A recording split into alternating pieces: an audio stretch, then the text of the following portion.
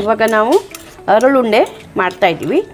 ಇದಕ್ಕೆ ಸ್ವಲ್ಪ ನಾನು ಗಮ್ ಹಾಕ್ತಾಯಿದ್ದೀನಿ. ಸೊ ಗಮ್ಮನ್ನು ಈ ಥರ ತುಪ್ಪದಲ್ಲಿ ಹುರಿತಾ ಇದ್ದೀನಿ.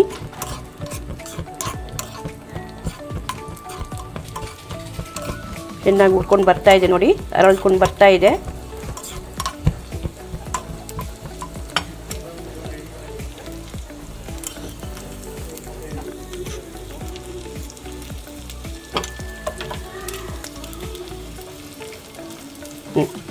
ಗಮ್ ಕೆಲಸ ಆಯಿತು. ಇವಾಗ ಇದರಲ್ಲಿ ಹಾಕ್ತಾ ಇದ್ದೀನಿ. ಇದು ಇವಾಗ ನಾನು ಲಡ್ಡು ಮಾಡಲಿಕ್ಕೆ ತಗೊಂಡಿದ್ದೀನಿ.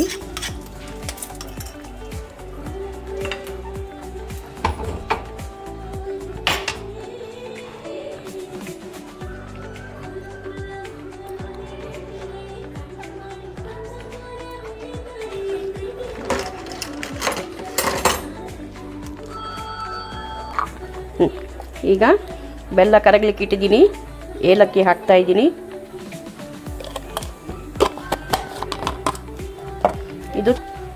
ಇದು ಬಂದ ಮೇಲೆ ಇದು ನೋಡಿ, ಅರಳು ಅಂದರೆ ಇದಕ್ಕೆ ಅರಳು ಅಂತ ಹೇಳ್ತೀವಿ. ಅರಳು ಹುಡಿ.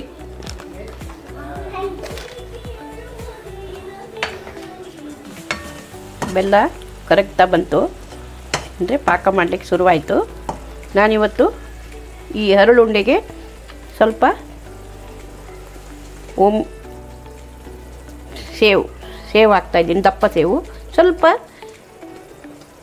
ತಿಲ್, ಬ್ಲ್ಯಾಕ್ ತಿಲ್.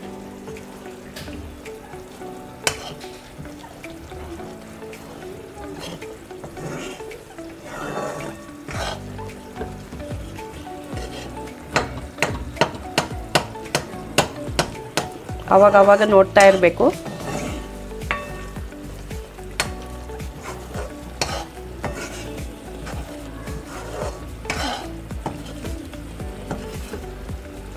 ಸ್ವಲ್ಪ ಬೆಲ್ಲ ಇದೆ.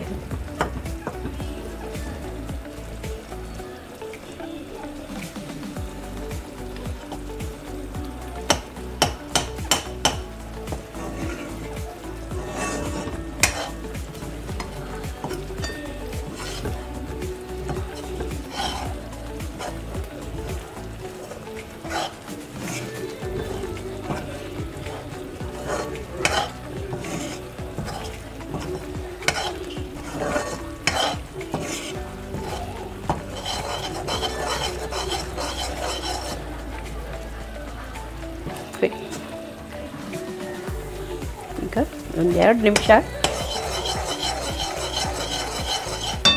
ಸಣ್ಣದು ಮಾಡಿಕೊಂಡು ಎಲ್ಲ ಒಂದೊಂದಾಗಿ ಹಾಕ್ತೀನಿ.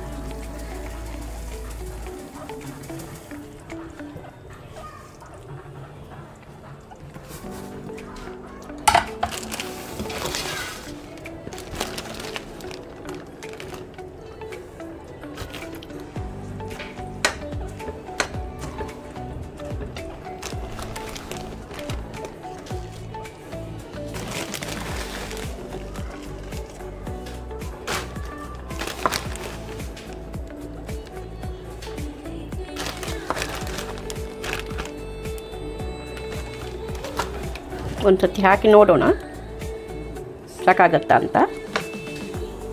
ಬೇಕಾದರೆ ಆಮೇಲೆ ಮತ್ತೆ ಹಾಕ್ಕೋಬೋದು.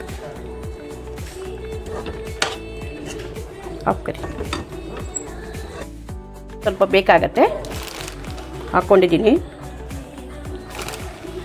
ಬೆಲ್ಲಕ್ಕೆ ಎಷ್ಟು ಬೇಕೋ ಅಷ್ಟು. ನನಗೆ ಅಷ್ಟು ಅಳತೆ ಕರೆಕ್ಟಾಗಿ ನಾನು ಹೇಳಲಿಕ್ಕೆ ಗೊತ್ತಾಗಲ್ಲ. ನಾನು ಯಾವುದೂ ಅಳತೆ ಪ್ರಕಾರ ಹಾಕೋದಂತೇಳಿಲ್ಲ. ನನಗೆ ಎಲ್ಲ ಕಣ್ಣಳತೆ, ಕೈ ಅಳತೆ. ಉಂಡೆ ಕಟ್ಟಲಿಕ್ಕೆ ಆಗುವಷ್ಟು ನನಗೆ ಅಳತೆ ಗೊತ್ತಿರ್ತದೆ.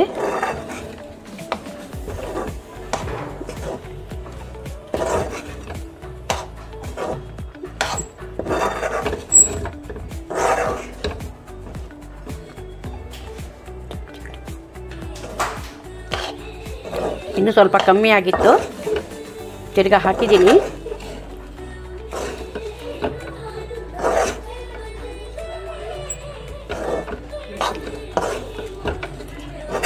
ತೆಗೆದುಕೊಳ್ಳಿ ಫಸ್ಟಿಗೆ, ಯಾಕಂದರೆ ಇದರಲ್ಲಿ ಬೆಲ್ಲ ತಾಗದೇ ಇರುವ ಹರಳೆಲ್ಲ ಇರ್ತದೆ. ಸೊ ಅದೆಲ್ಲ ಅದಕ್ಕೆ ಬೆಲ್ಲ ತಾಗಬೇಕಲ್ವ.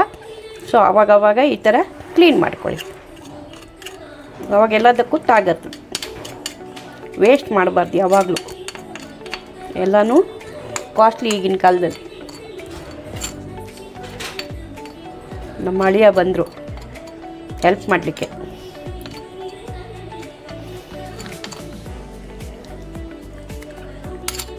ಎಲ್ಲರೂ ಹೆಲ್ಪ್ ಮಾಡ್ತಾರೆ ನನಗೆ, ನನ್ನ ಮಗಳು, ನನ್ನ ಅಳಿಯ,